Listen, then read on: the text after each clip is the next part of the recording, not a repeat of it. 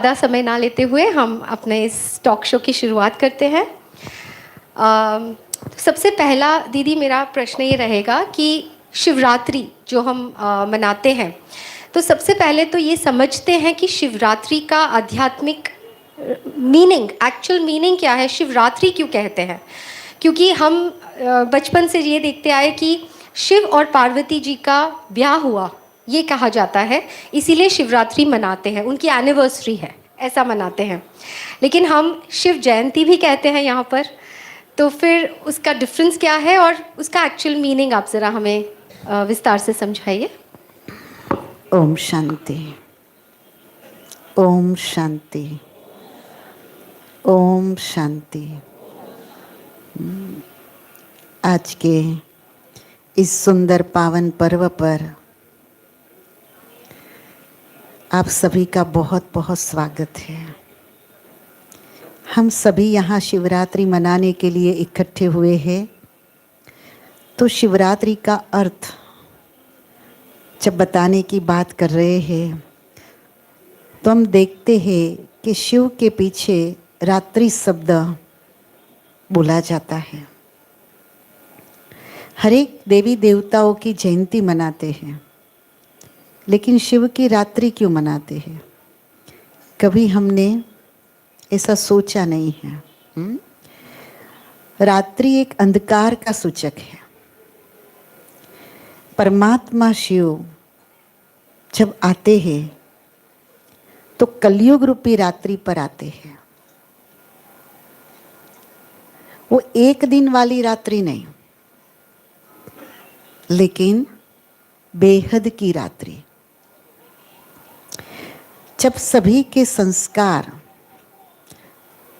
तमोप्रधान बन जाते हैं, काम क्रोध लोभ मोह अहंकार में सारा विश्व जकड़ जाता है, ऐसे समय पर परमात्मा शिव का दिव्य अवतरण इस धरती पर होता है।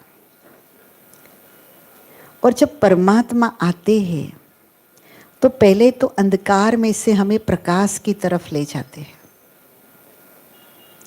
कि तुम एक शरीर नहीं होए, लेकिन शरीर को चलाने वाली एक चैतन्य शक्ति आत्मा हो। तो पहला ही क्या हुआ?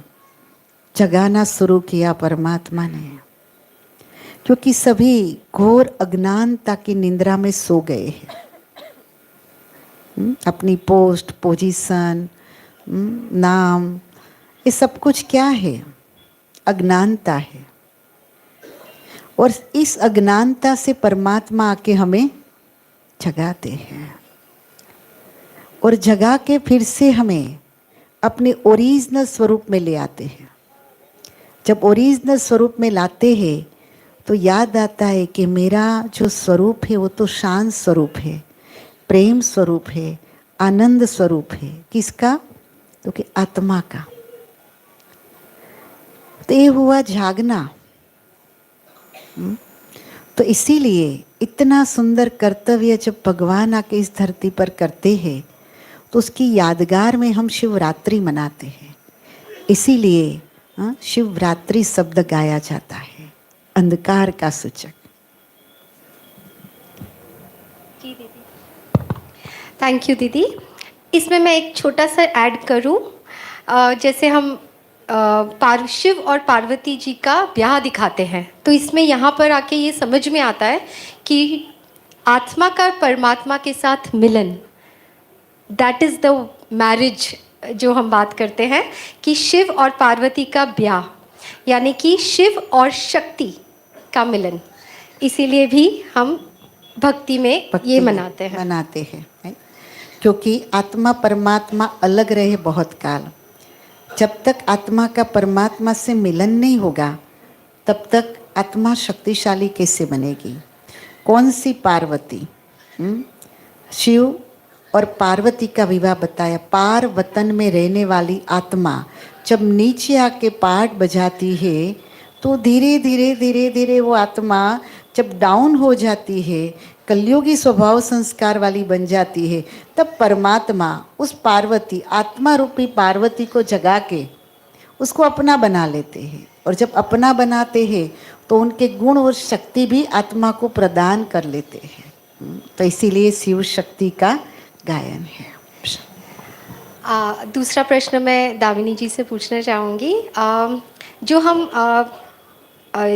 ऑलवेज उनके ऊपर अर्घ के फूल चढ़ाते हैं, शिवलिंग के ऊपर दूध चढ़ाते हैं, जल, दूध, ये सब का क्या अर्थ है? उसका भी आध्यात्मिक रहस्य तो होगा ना, तो उसका मीनिंग क्या है, आप समझाइए। ओम शांति। ओम शांति।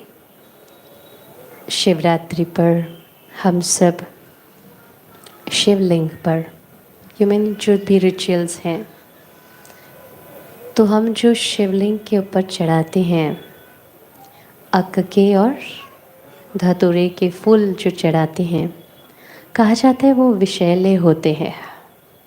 विषैला फूल ही क्यों शिव के ऊपर चढ़ता है? वो विष यानी विकारों का दान है, मतलब विकारों का प्रतीक है। अगर आपने शंकर की मूर्ति या चित्र को भी देखा होगा तो उनके गले में विष का प्रतीक नाग दिखाया गया है। मतलब परमात्मा शिव हमसे क्या चाहते हैं? हमारे अंदर जब वो आते हैं, जैसे दीदी ने बताया, शिवरात्रि मतलब उनका अवतरण, वो आते हैं हमसे विकारों रूपी जो अक या धतूरे के फूल है उसका हम चढ़ावा दें। स्थूल फूल की या स्थूल व्रत की बात नहीं है, बहुत सूक्ष्म बातें हैं। तो वो अक और धतूरा जो चढ़ाते हैं वो हमारे विकारों को चढ़ा देना है। और दूसरी जैसे बात बताते हैं कि हम शिवलिंग को अगर देखें, शिवलिंग के ऊपर एक जो छोटा सा पात्र होता है जिससे टप टप क्या गिरता है? पानी गिरता रहता है। अगर आपको पता हो, आप में से शायद मेजॉरिटी को पता होगा कि हमारे जितनी भी देवी देवताओं की मूर्तियों का स्थापन हम मंदिर में करते हैं वो द्वार से किया जाता है ना? द्वार से मूर्तियों को स्थापित किया जाता है, लाया जाता है। लेकिन एकमात्र शिवलिंग है जिसको गुंबज से उतारा जाता है, क्योंकि परमात्मा शिव जो है वो किसी भी गर्भ में नहीं आता है, वो अवतरित होते हैं, तन का आधार लेते हैं।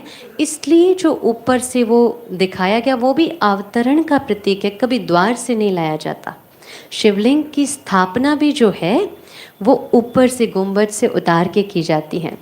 दूसरी एक बात, शिवलिंग के ऊपर हम बेल पत्र चढ़ाते हैं।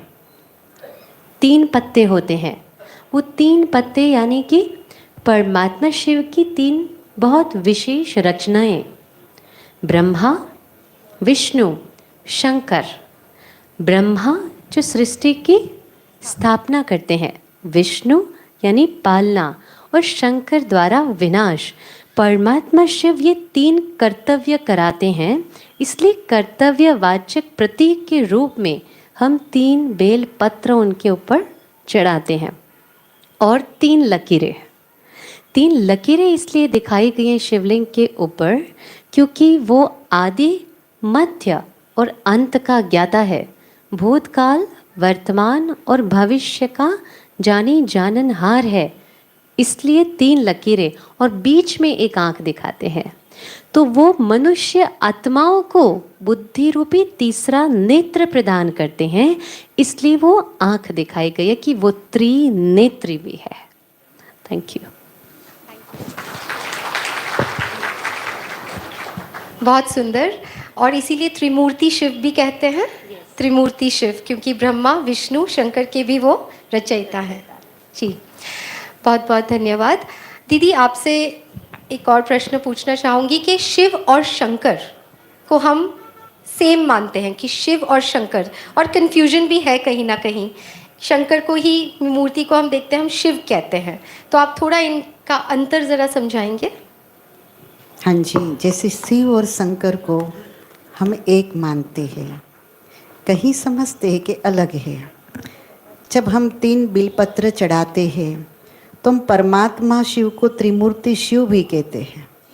त्रिमूर्ति शिव, तीन मूर्ति का रचयिता। तीन मूर्ति कौन? ब्रह्मा, विष्णु और शंकर।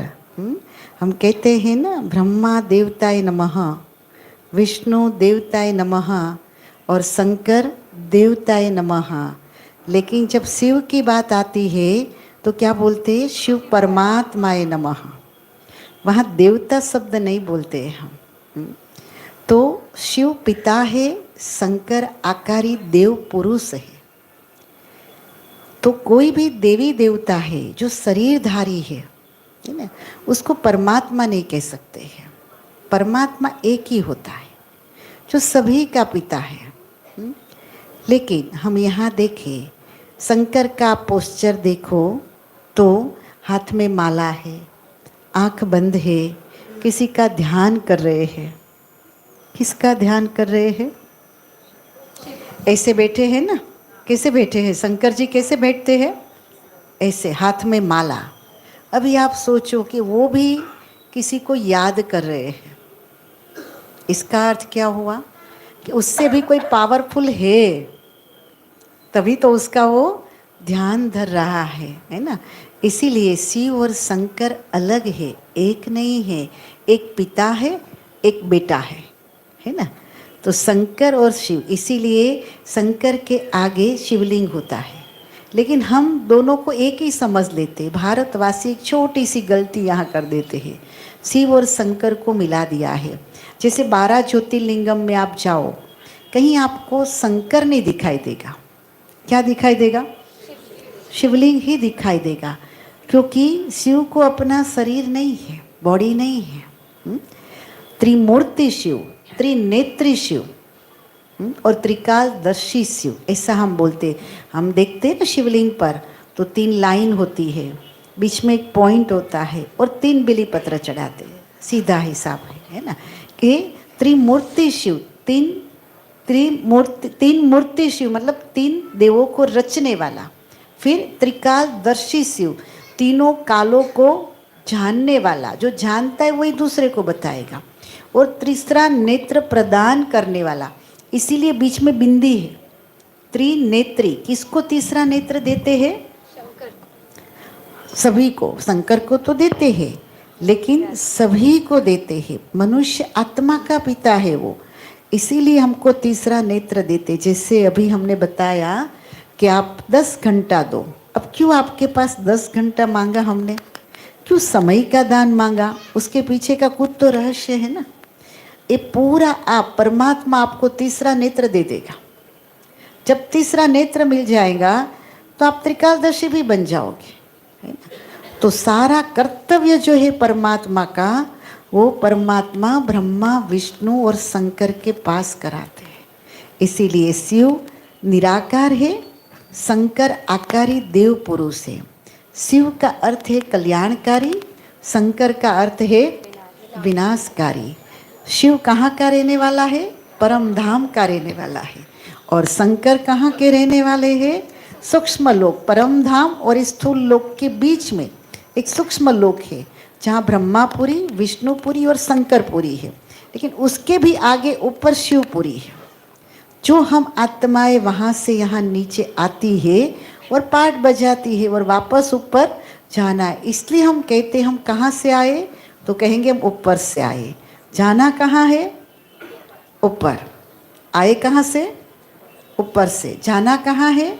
ऊपर। परमात्मा कहाँ रहता है? तो के ऊपर। हम उसको कहाँ ढूंढते हैं? मंदिर, मस्जिद, गुरुद्वारा, ये सब जगह ढूंढते हैं। वास्तव में उसका निवास स्थान जो है ना, वो परम धाम है। परम धाम का रहने वाला आया देश पर आए। क्यों आया? एक कर्तव्य किया ब्रह्मा, विष्णु, शंकर द्वारा इस कलयुगी सृष्टि का वहाँ परिवर्तन कर रहा है, गुप्त में कर रहा है। इसलिए उसको गुप्तेश्वर भी कहते हैं, क्योंकि आकर के फिर से आत्माओं को जगा के उसके अंदर की बुराई, विकार सब कुछ छुड़वा के उसके अंदर वो शक्ति, उसके गुण भर देते। तब कहा जाता है सतयुगी संस्कार, स्वर्णिम भारत। जो ब्रह्मा कुमारी इसका आज का थीम है, शिव अवतरण थी स्वर्णिम भारत। भगवान आया भारत को स्वर्ग भूमि बनाने के लिए, क्योंकि आप बाहर जाएंगे भारत के नक्शे में 12 ज्योतिर्लिंगम है। क्यों यादगार बनी इतनी बड़ी? कहीं कोई देश में नहीं, भारत देश में ही भगवान आया। और भारत देश ही देवों की भूमि है, तो अभी तो देवों की भूमि हमें लग नहीं रही है कहीं भी।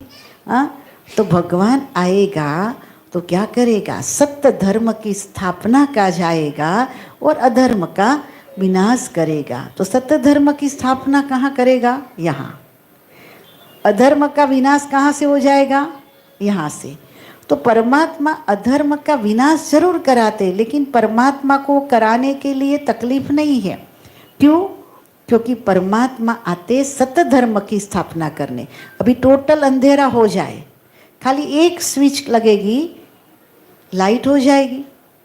तो जब सत्य धर्म हमारे अंदर आ जाएगा तो अंधकार विनाश हो जाएगा। विनाश अपने आप चला जाएगा। अंधकार को आप भगाते नहीं हो, भगाते हो? नहीं भगाते हो। अपने आप चला जाता है। तो प्रकाश, एक ज्ञान का प्रकाश आया और अंधकार चला जाता है। उसको ही वास्तविक जागरण कहा जाता है। क्या कहा जाता है? आज के दिन गंगा में स्नान करने का भी बहुत बड़ा, ये मेरा नेक्स्ट क्वेश्चन था। कोई बात नहीं। प्लीज प्लीज दीदी बताइए बताइए। कि गंगा में स्नान करने का महत्व है। क्यों महत्व है? लोग गंगा में स्नान करते, लेकिन गंगा में स्नान करने से तो शरीर अच्छा बनता है, शरीर का प्यूरिफिकेशन होता है, लेकिन आत्मा का प्यूरिफिकेशन कैसे होगा? ज्ञान स्नान करने से। कैसे करने से? ज्ञान स्नान करने से। परमात्मा शिव आते हैं तो कहते शंकर की जटा से गंगा निकली। अब कैसे गंगा निकली? अब जटा से तो कोई गंगा नहीं निकलती है ना, निकलती थोड़ी है इससे। नहीं, कौन सी जटा? जब परमात्मा शिव का ज्ञान हमें प्राप्त होता है तो एक ज्ञान यहाँ से निकला तो इतनी सारी ब्रह्मा कुमारी बहनें आप देखो, ज्ञान गंगा बन के भगवान का ज्ञान पूरे भारत में नहीं पूरे विश्व में फैला रही है ना। तो कितनी बड़ी बात है। और हर आत्मा को परमात्मा से मिला रही है ना। यहाँ कोई गुरु थोड़े है, गुरु नहीं है यहाँ पे, है ना। वो तो आप जप तप व्रत सब कुछ करते आए हो और करते रहो, लेकिन परमात्मा आते हैं तो हमें फिर से एक नया जीवन, नई रोशनी देते हैं। तो तीसरा नेत्र सबका खोलना है ना, कि नहीं खोलना है? आप सभी थर्ड आई मास्टर शंकर हो ना, कि नहीं हो? कौन कौन मास्टर शंकर बनना चाहते हैं? हाथ ऊपर करें। हाँ देखो सभी भाई। तो इतने बड़ौदा के अंदर इतने मास्टर शंकर बन जाए तो बड़ौदा क्या हो जाएगा? हाँ, पूरा जाग जाएगा। पूरे भारत नहीं पूरे विश्व के अंदर बड़ौदा का नंबर 1 बन जाएगा।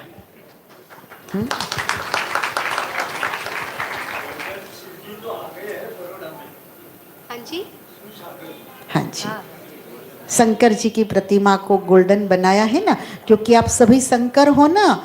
तो भगवान को, शिव परमात्मा को आपने साथ दिया है विश्व को परिवर्तन करने के लिए। इसीलिए आज शंकर की मूर्ति को भी बड़ौदा में देखो इतना सोना चढ़ा, इतना सोना चढ़ा कि आज उसका अनावरण हुआ ना, उद्घाटन हुआ ना। तो ये शंकर की प्रतिमा है, लेकिन शंकर का पिता कौन? वो शिव है। लेकिन शंकर ने शिव को मदद किया विश्व को परिवर्तन करने में।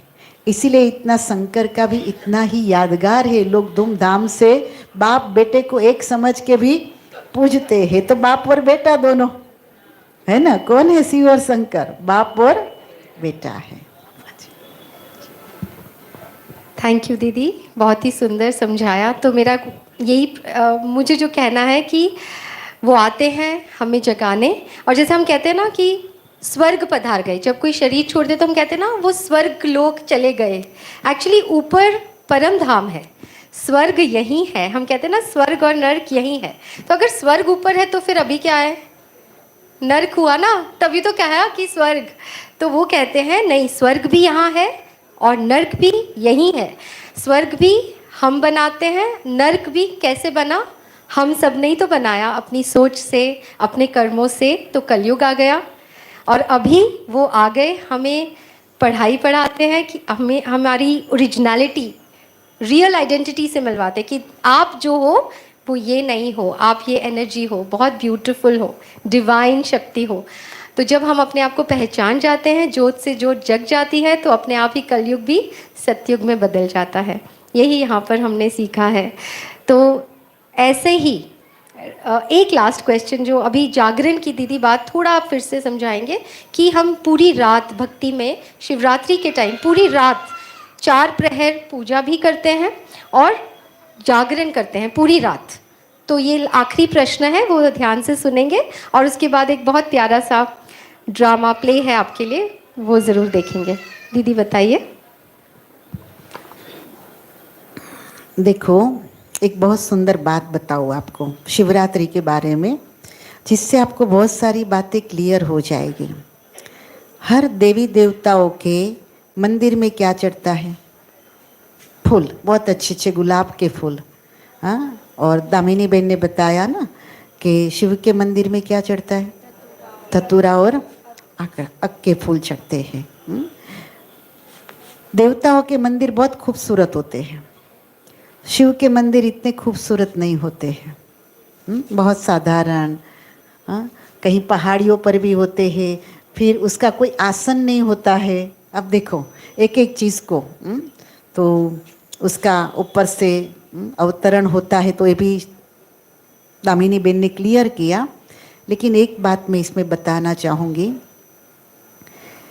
कि शिवरात्रि के दिन हम व्रत करते हैं, उपवास करते हैं, जागरण करते हैं, भांग पीते हैं, धतूरा चढ़ाते हैं। हाँ, ये सब जो करते हैं उसका आध्यात्मिक रहस्य क्या है?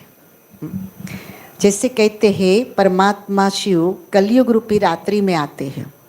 जब रात्रि में परमात्मा शिव आते हैं तो अपने बच्चों को कहते हैं कि बच्चे, जब तक कलयुग रूपी रात्रि पूरी नहीं होवे तब तक जागते रहना। क्या करना? जागते रहना।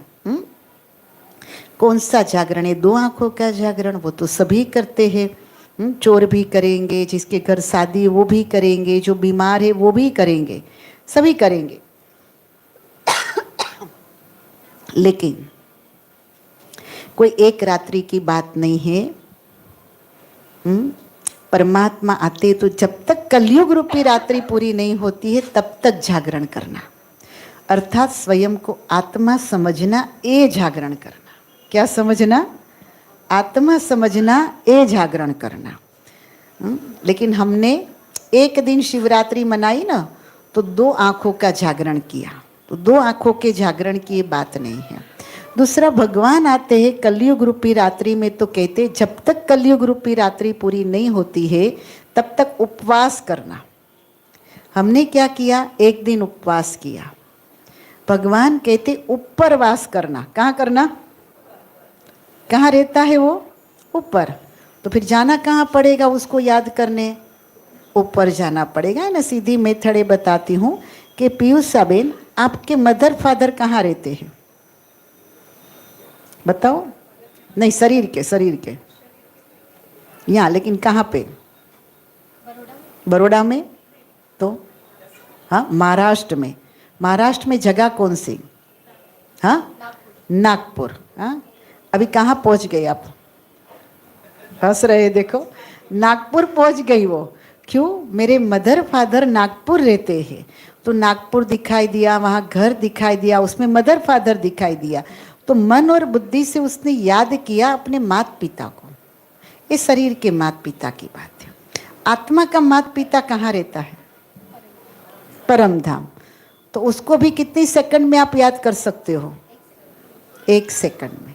1 सेकंड में परम धाम जा सकते हो। ये आप जब राजयोग करोगे ना तो ऊपर जाना सीख जाओगे। तो ऊपर उपवास करना है। क्या करना है? उपवास करना है। समझा उपवास का अर्थ? अच्छा। तीसरा, व्रत करते हैं, तो अपनी नकारात्मक वृत्तियों का व्रत करना है। जब तक कलयुग रूपी रात्रि पूरी न हुए तब तक नकारात्मक वृत्ति का 5 विकारों का व्रत करना है। लेकिन हम वो व्रत नहीं कर पाए और हमने क्या किया? 5 विकारों के बदले छोड़ने के बजाय, उसके ऊपर अर्पण करने के बजाय हमने आंकड़ा और धतूरा अर्पण किया उसके ऊपर। क्या किया? प्रकृति का फल फूल अर्पण किया, नहीं कर पाए इसलिए फिर एक भांग पीते हैं। तो भगवान ने कहा कि जब तक कलयुग रूपी रात्रि पूरी नहीं होती है तब तक क्या करो, नारायण, हाँ, ईश्वरीय नशा, नारायणी नशा, क्योंकि भगवान आए ही स्वर्णिम दुनिया बनाने। नर में से नारायण, नारी में से श्री लक्ष्मी। जो भारत भूमि का गायन है हमारा, जहाँ डाल डाल पर सोने की चिड़िया करती थी बसेरा, वो भारत देश था मेरा, जहाँ हर नर नारायण जैसा था और हर नारी श्री लक्ष्मी जैसी थी, हर बालक कृष्ण जैसा था, हर बालिकी राधा जैसी थी। वो भारत देश था मेरा। था कि नहीं था? था। अभी नहीं है ना? नहीं है ना? अभी बनाना है हम सबको मिलके। हम बनाएंगे, बनाएंगे ना कि नहीं बनाएंगे? अब बनाने के लिए तो 5 विकारों को अर्पण करना पड़ेगा, तब तक देवता कैसे बनेंगे बताओ? अब कौन चाहता है कि स्वर्णिम भारत बनाना है, वो हाथ ऊपर करे। अभी हाथ ऊपर रखना। स्वर्णिम भारत में देवता होते हैं और यहाँ कौन चाहता है कि हम देवता बनेंगे? देखो इसमें भी तो अभी 5 विकार को आज अर्पण कर दो शिवरात्रि के दिन शिव पर, तो भारत स्वर्ग बन जाएगा। किसी को आजू बाजू सुधारना ही नहीं है, ना इनको सुधारना है, ना इनको, खुद को ही सुधारना है बस। ज़्यादा काम नहीं है, भगवान देता ही नहीं है किसी को काम। खुद का परिवर्तन करो, भारत स्वर्ग। तो देखो, एक हुआ उपवास, एक हुआ जागरण, एक हुआ व्रत और एक हुई भांग।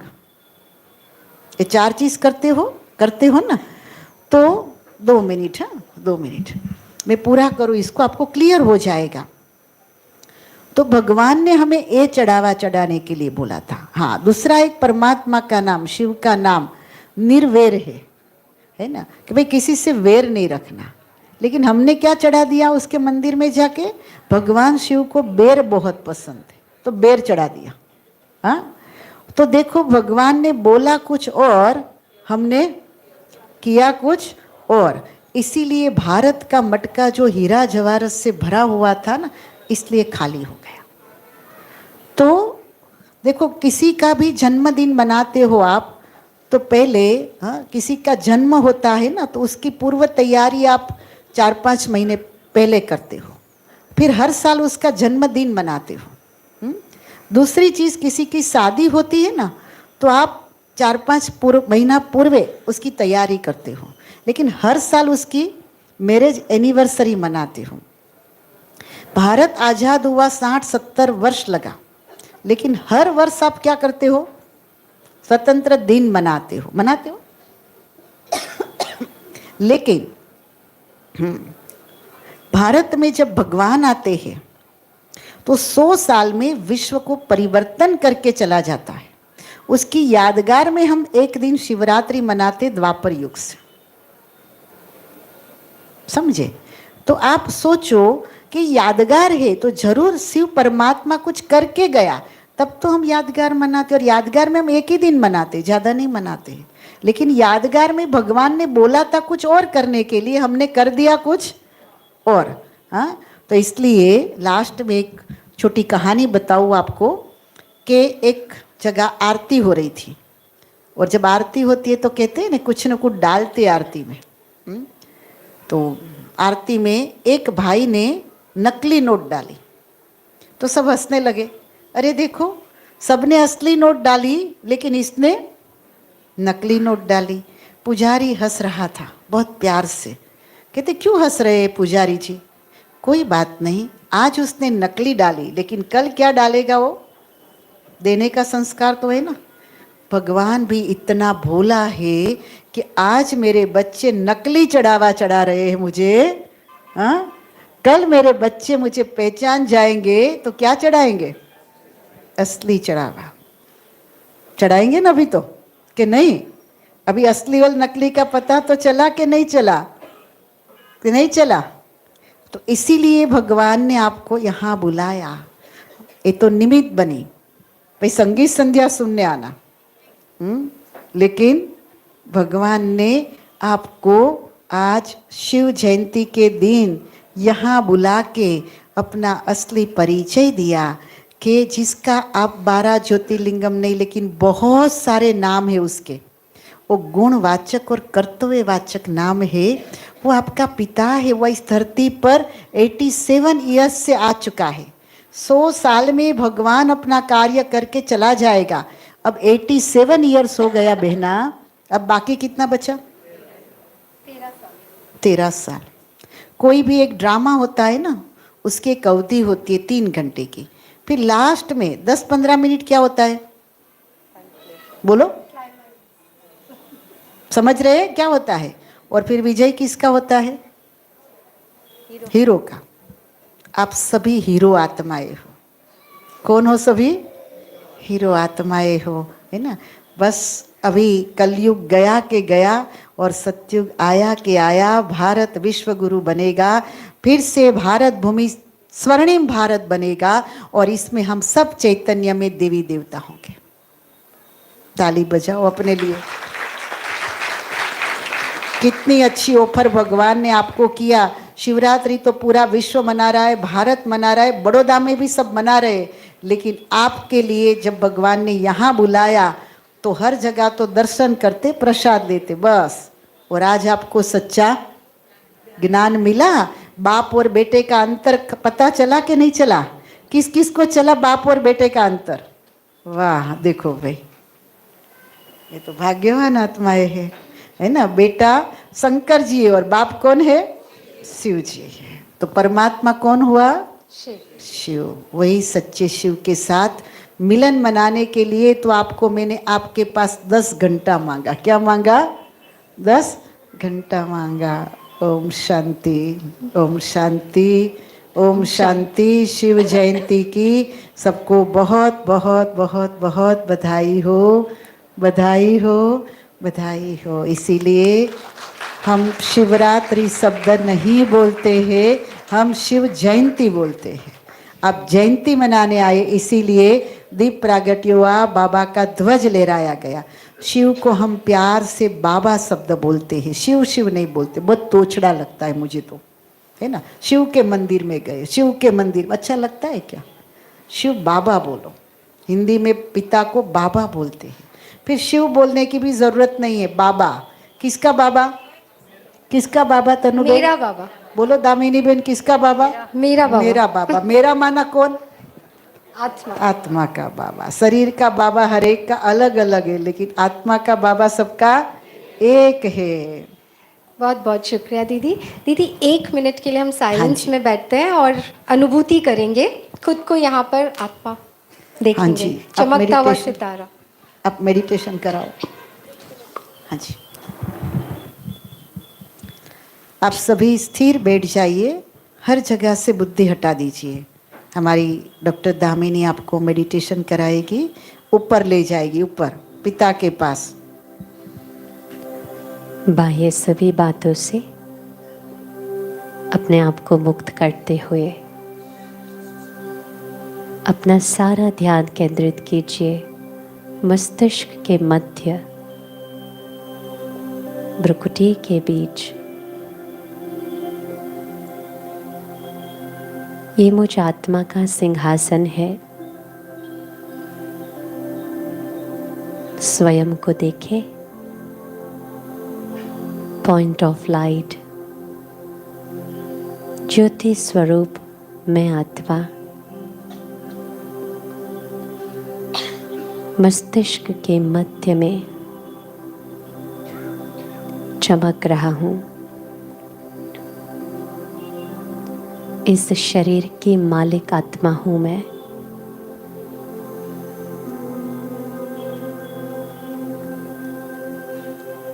इस शरीर को चलाने वाली शक्ति हूँ।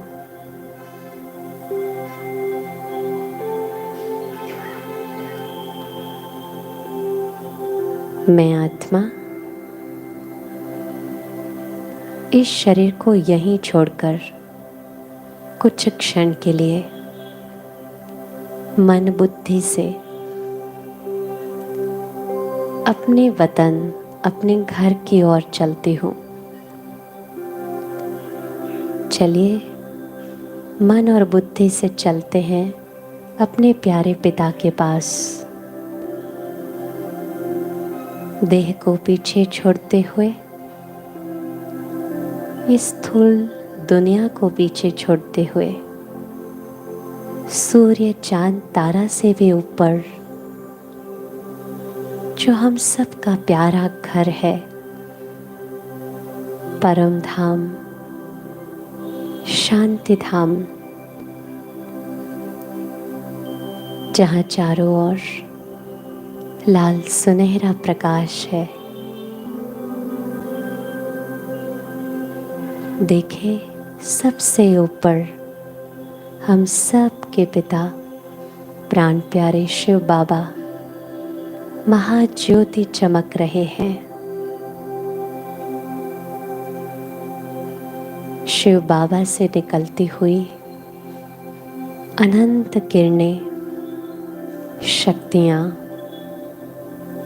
मुझ आत्मा के ऊपर बरस रही है। अनुभव कीजिए परमात्मा की शक्ति मेरे अंदर समा रही है।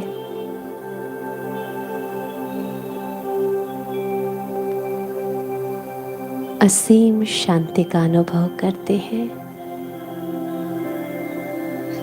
अपने ही घर में कितना सुकून मिल रहा है।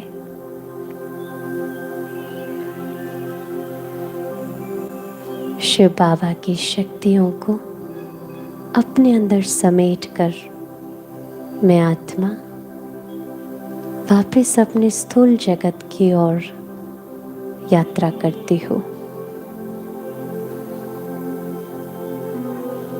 आ जाए वापस इस शरीर में, बैठ जाए मस्तिष्क के भाल पे सिंहासन पर। परमात्मा से ली हुई शक्तियों को चारों तरफ फैलाते हैं।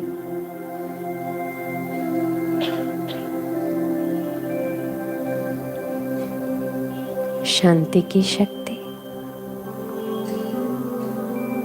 प्रेम की शक्ति वातावरण में फैलती जा रही है।